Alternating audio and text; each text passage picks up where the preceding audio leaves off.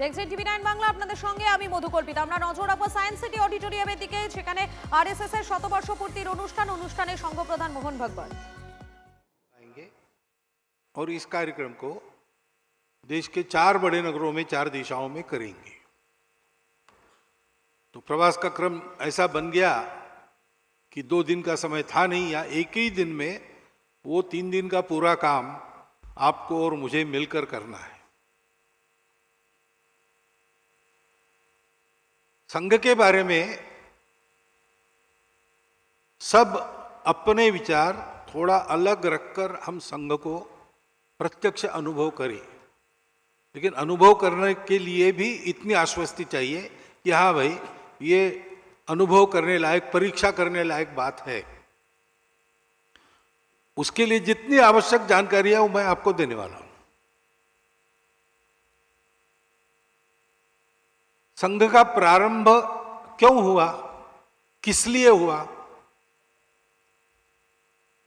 तो एक वाक्य में उसका उत्तर हम दे सकते हैं। संघ की प्रार्थना के अंत में रोज हम कहते हैं, भारत माता की जय। विश्व में भारतवर्ष की जय जयकार हो, भारतवर्ष विश्व गुरु बने। तो भारतवर्ष के समाज में वो शक्ति पैदा हो और उसके कर्तृत्व से भारत ऐसा बने, और विश्व गुरु बने तो बनने वाला भारत ही रहे। क्योंकि भारत केवल भूगोल नहीं है, भारत एक स्वभाव का नाम है, भारत एक परंपरा का नाम है। तो वो परंपरा, वो स्वभाव कायम रखते हुए भारत विश्व का गुरु फिर से बने, इसके लिए भारतवर्ष के समाज को तैयार करने का काम संघ है। संघ किसी राजनीतिक उद्देश्य से नहीं निकला। संघ किसी की स्पर्धा में नहीं चला है। संघ किसी परिस्थिति की प्रतिक्रिया में नहीं शुरू हुआ, और न ही संघ किसी के विरोध को मन में लेकर खड़ा हुआ। यह संघ हिंदू समाज के संगठन, उन्नति और संरक्षण के लिए चला है।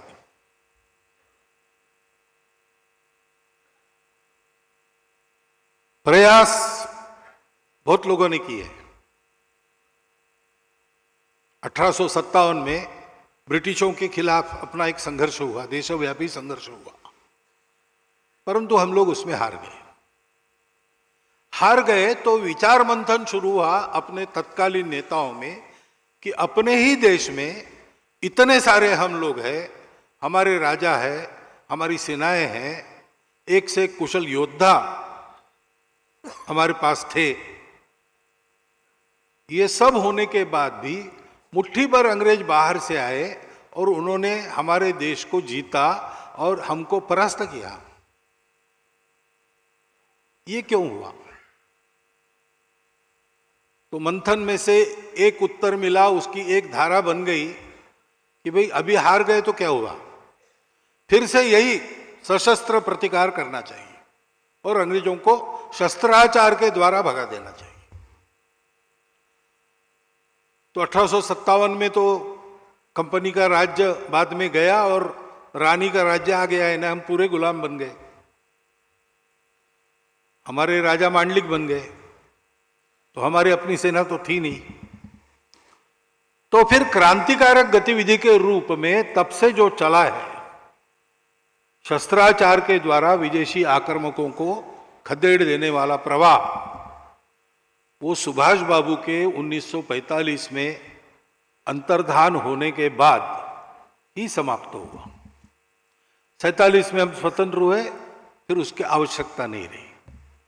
स्वातंत्र्यवीर सावरकर जैसे लोगों ने 60 के दशक में अभिनव भारत नामक उनकी जो क्रांतिकारी संस्था थी, उसका बाकायदा समापन किया। लेकिन इस अल्पावधि में लगभग 90 वर्षों में उस धारा ने हमको ऐसे दैदीप्यमान महापुरुष दिए, ऐसे चरित्र दिए, जिनका कीर्तन करके आज भी हमको जीवन में प्रेरणा मिलती है। दूसरा एक विचार रहा कि भाई लड़े तो हम उस समय, लेकिन सेना लड़ी, राजा लड़े, समाज तो अपने घर में बैठा था। ऐसा नहीं कि समाज स्वतंत्रता के विरुद्ध था, समर्थन तो था, लेकिन इसमें हमको कुछ करना होता है ये उसको पता नहीं, क्योंकि आधुनिक राजनीति की उसको समझ नहीं है।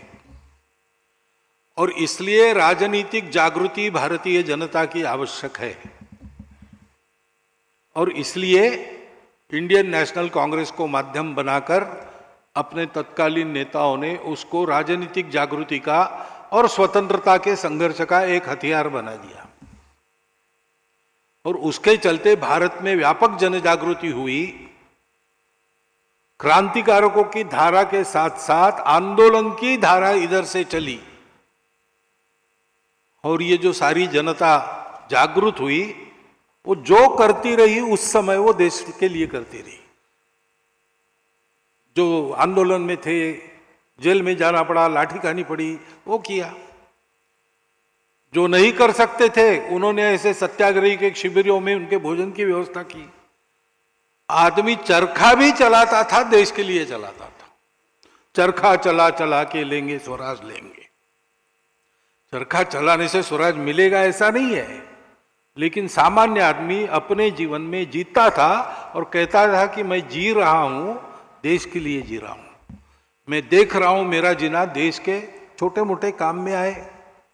सेतु बंधन में बड़े बड़े पत्थर लाने वाले वानर भी रहे, लेकिन एक गिलहरी सा एक रेती का कण में झाड़ू हुआ। इस भावना से समाज जागृत हुआ, और इन दोनों प्रयासों का सुपरिणाम हमको स्वतंत्रता मिली।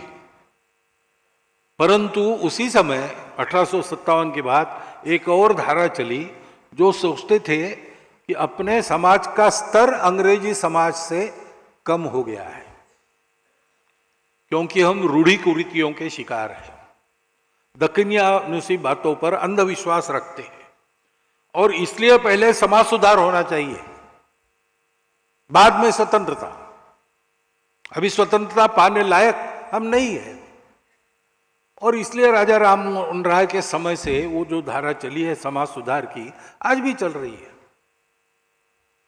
परंतु दुर्भाग्य से क्यों हुआ, क्या हुआ पता नहीं, ये हुआ कि वो एक द्वीप बनकर रह गया समाज के सागर में। हमारे विदर्भ में एक गांव है, वहां 38 जातियां रहती थी। वो जाति भेद भी था, तो एक महात्मा वहां गए, उन्होंने सारा भेद समाप्त करके जाति विरहित गांव ऐसा बनाने का प्रयास किया। 30 वर्ष वहां रहे, वहीं उनकी समाधि हुई। बड़ी श्रद्धा उनके बारे में है, मंदिर के सामने उनकी समाधि, उसकी भी पूजा प्रतिवर्ष होती है, मेला लगता है, ये सब है। परंतु जो 38 जातियां थी वो कायम है। 39वीं जाति एक आ गई जो जाति को नहीं मानती, ऐसा हो गया। अभी क्यों हुआ, क्या हुआ, कैसा हुआ, इसमें जाने को मैं कोई नहीं, हुआ है। उपयुक्त सुधार भी द्वीप बन के रह गए। और एक विचार था उसी समय चला कि हमें ये सारी गिरावट क्यों है, जागृति क्यों नहीं, समाज में सुधार क्यों नहीं, तो हम अपने आप को भूल गए, और इसलिए अपनों को भूल गए। अपना इतना बड़ा समाज दरिद्री है, अज्ञानी है, किसी को चिंता नहीं है, क्योंकि अंतर्निहित एकता की बात जो हमारे संस्कृति में चलती आई है, सर्वम खलु इदम ब्रह्मम, घट घट में राम, वो हम भूल गए। अपने मूल को भूल गए, इसलिए अपने मूल के ओर वापस चलो। और दो प्रमुख नाम तो लेने ही पड़ते हैं उस धारा को उल्लेख करने समय। एक है यहाँ के स्वामी विवेकानंद, दूसरे पंजाब के स्वामी दयानंद महर्षि। स्वतंत्रता के आंदोलन के काल में 1857 के बाद और स्वतंत्र भारत में भी आज तक जो बहुत सारे कार्य चले हैं, उन कार्यों की प्रेरणा कहीं ना कहीं इन दो में से किसी महापुरुष में निहित है। परंतु वो भी धारा, वो भी आज भी चल रही है, अच्छा चल रहा है, परंतु समाजव्यापी नहीं हुआ। संघ के जो संस्थापक थे डॉक्टर हेडगेवार, वो इन चारों धाराओं में काम करके कार्यकर्ता के नाते उन कार्यों का प्रत्यक्ष अनुभव ले चुके थे। डॉक्टर हेडगेवार के जीवन में दूसरा उद्देश्य नहीं था, उनको देश का ही काम करना था, क्योंकि जन्मजात देशभक्त थे। ने चौथी प्राइमरी स्कूल में चौथी के क्लास में विक्टोरिया रानी का राज्यारोहण समारंभ हुआ तो अंग्रेजों का साम्राज्य जहां जहां था, भारत में भी था, सर्वत्र हुआ, सरकारी संस्थानों में, स्कूलों में भी हुआ, इनके भी प्राइमरी स्कूल में हुआ। और उस समय मिठाई बांटी गई जैसे बांटते हैं, तो इन्होंने ये मिठाई फेंक दी कचरे में। तो शिक्षकों ने पूछा क्यों फेंकी भाई, बच्चे हो, मिठाई नहीं खाते हो? तो कहा ये तो मिठाई नहीं, जहर है। हमारे राज्य को निकालकर अपना झंडा गाड़ने वाले परकीय लोगों की रानी का राज्यारोहण हमारे लिए शोक दिन है, उत्सव का दिन नहीं है। और उसके उपलक्ष्य में जो मिठाई आई है वो हमारे लिए जहर है। ये बचपन में उनकी प्रवृत्ति थी। तो बचपन से ही अनाथ हो गए। 11 साल की आयु में उनके माता और पिता दोनों एक ही दिन 1 घंटे के अंतर में मर गए। प्लेग चल रहा था नागपुर में, तो बीमार रोगियों की सेवा का काम दोनों करते थे। सेवा करते करते इनको भी प्लेग हो गया। 1 दिन की बीमारी में एक ही दिन 1 घंटे के अंतर में दोनों चले गए। तो बड़ा दरिद्रता में जीवन जीना पड़ा। लेकिन प्रवृत्ति ऐसी होने के कारण स्वाभिमान पूर्वक अपना जीवन जीते हुए पहले 10वें क्लास में अपना स्थान उन्होंने कायम रखा और देश के लिए जो चल रहा था उन सब बातों में वो सक्रिय रहते थे। नागपुर में वंदे मातरम आंदोलन का नागपुर के विद्यालयों में संगठन उन्होंने किया। और जब ये स्कूल के इंस्पेक्टर आए स्कूल में, तो उनका स्वागत वंदे मातरम की घोषणाओं से हुआ। तो अंग्रेज सरकार जागरूक हो गई, उनके कान खड़े हो गए।